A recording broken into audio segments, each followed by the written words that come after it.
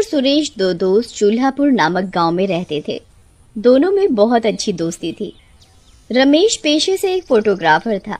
वो जहां भी घूमने जाता वहां की फोटो खींचता और उन्हें अपनी एल्बम में लगाता।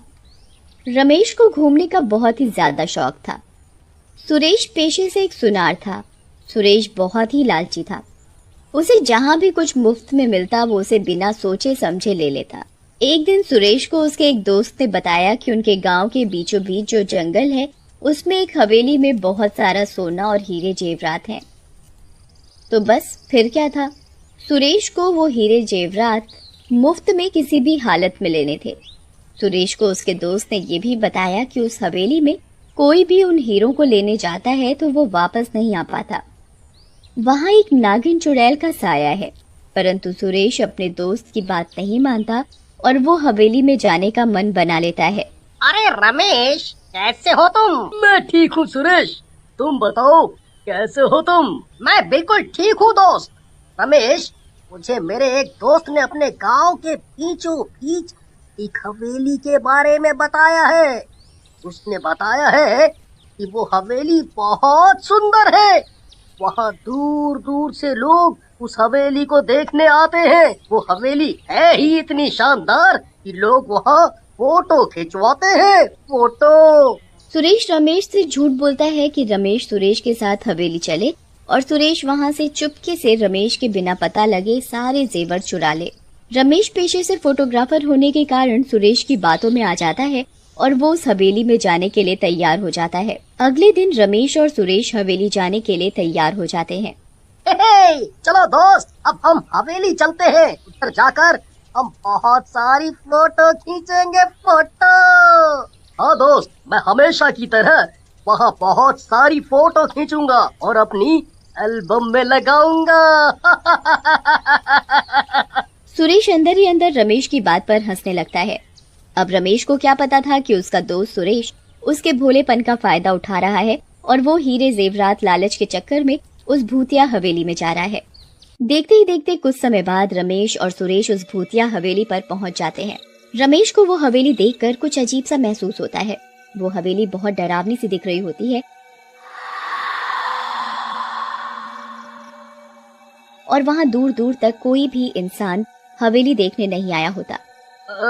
अरे भाई सुरेश, तुम ये कैसी हवेली में ले आए मुझे? यहाँ तो दूर दूर तक कोई भी नहीं दिख रहा है। मुझे तो बहुत डर सा लग रहा है। ऐसा करते हैं, हम उल्टे चलते हैं। अरे नहीं रमेश, तुम कैसी बात कर रहे हो दोस्त? अब हम इतनी दूर आ गए हैं, बोलो अब बिना देखे चले जाएंगे तो हमारा इतनी दूर आने का क्या फायदा होगा? रमेश और सुरेश को तभी वहाँ एक जहरीला सांप नजर आता है। अरे सुरेश, देखो हम बहुत गलत जगह आ गए हैं। देखो ना, यहाँ तो सांप घूम रहे हैं। मुझे घर जाना है। हाँ, घर जाना है। वो सांप रमेश और सुरेश की तरफ ही आ रहा होता है। अरे भागो यहाँ से सुरेश, ये सांप तो हमारी तरफ ही आ रहा है। भागो। तभी रमेश और सुरेश को एक लड़की नजर आती है और वो बीन बजा रही होती है। वो लड़की बीन बजाकर उस जहरीले सांप को वहाँ से भगा देती है। अरे धन्यवाद बहन जी, आज तो आपने हमें बचा लिया, नहीं तो पता नहीं हमारा क्या हाल होता। हम तो सांप देखकर डर ही गए थे। अरे डरो मत आप दोनों, मैं तो यहाँ सपेरन हूँ। यहाँ इस हवेली में बहुत से सांप हैं और यहाँ बहुत से लोग आते हैं इस हवेली को देखने, तो मैं उन लोगों को सांपों से बचाती हूँ। उस लड़की की बात सुनकर रमेश को थोड़ा चैन आया। अरे यहाँ तो बहुत से लोग आते हैं, पर आज इधर कोई दिखाई क्यों नहीं दे रहा है?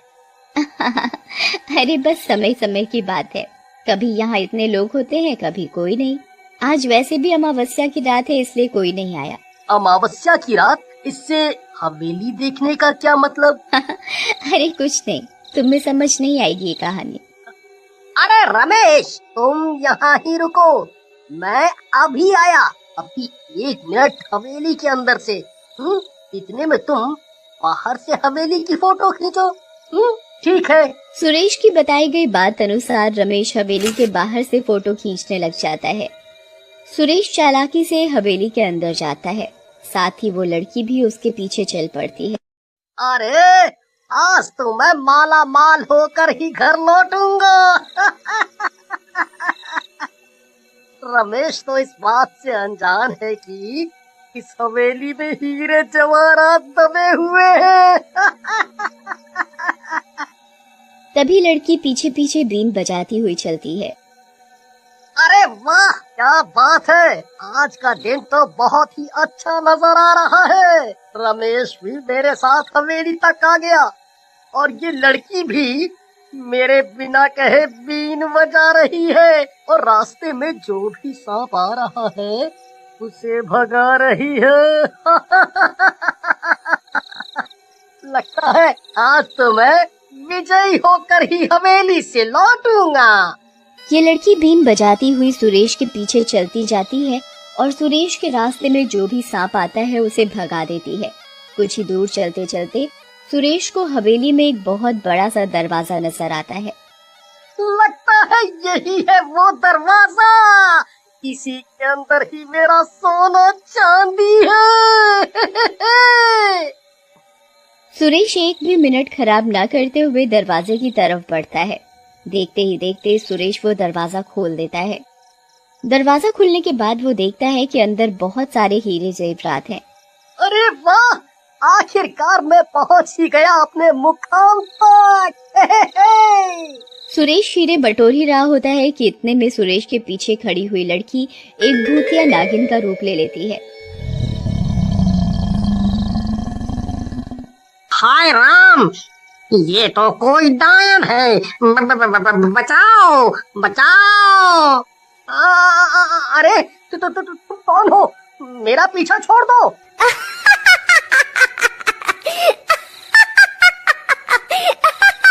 बेवकूफ लालची आदमी, तुझे क्या लगा मैं यहाँ क्या कर रही हूँ? तू ही एक यहाँ समझदार है क्या? तेरे जैसे कितने लालची आए इधर मेरी हवेली में और मैंने सबको मार डाला। ये जो सांप घूम रहे हैं ना हवेली में, ये सारे मेरे हाथों मरे हुए लोग ही हैं जो यहाँ तेरी तरह लालच में हीरे लेने आए थे। देखा मैंने उनका क्या हर्ष किया है। अब देख तेरा भी यही हाल होगा। अरे नहीं, मुझे माफ कर दो, मुझे माफ कर दो भूतिया नागिन, मैं गलती से यहाँ आ गया।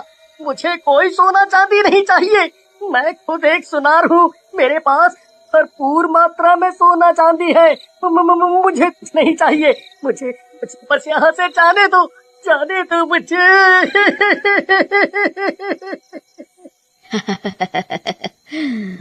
ऐसे कैसे? अब देख तेरे कर्मों की सजा बाहर खड़े तेरे दोस्त को भी मिलेगी। वो तो बेचारा अनजान है कि उसकी मौत होने वाली है अब कुछ ही मिनटों में। मुझे माफ कर दो, मेरे दोस्त ने तो कुछ नहीं बिगाड़ा तुम्हारा, तुम्हें छोड़ दो, मैं कभी दोबारा ये गलती नहीं करूँगा। जाने दो मुझे, जाने दो।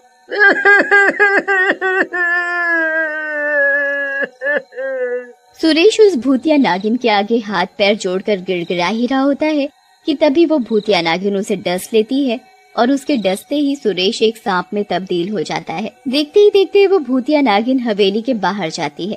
इस लालची आदमी का तो अब खात्मा हो गया। अब बाहर जाकर इसके दोस्त को भी सांप में तब्दील करूंगी। आखिरकार इन्हीं सांपों से तो मेरी ताकत बढ़ती है। ये भूतिया नागिन सुरेश को सांप बनाकर बाहर जा ही रही होती है, तभी रमेश परेशान होने लग जाता है कि उसका दोस्त सुरेश किधर रह गया, अभी तक अंदर से बाहर क्यों नहीं आया। लगता है अब तो अंदर ही जाकर देखना पड़ेगा। रमेश हवेली के अंदर जाता है और वो उधर सामने से भूतिया नागिन को आते हुए देखता है। अरे कोई है? भागो यहाँ से, ये तो एक भूतिया नागिन की हवेली है। सुरेश मेरे दोस्त, तुम किधर हो? हमें घर जाना चाहिए, हम बहुत गलत जगह आ गए हैं।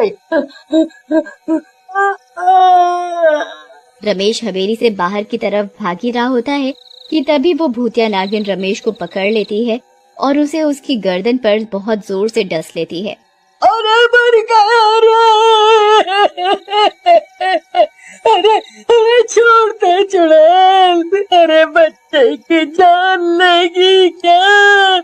देखते ही देखते रमेश भी एक सांप में तब्दील हो जाता है और उस भूतिया नागिन की ताकत और मजबूत हो जाती है। सुरेश के लालच के कारण रमेश को भी सजा मिलती है और वो दोनों जिंदगी भर के लिए सांप में तब्दील हो जाते हैं।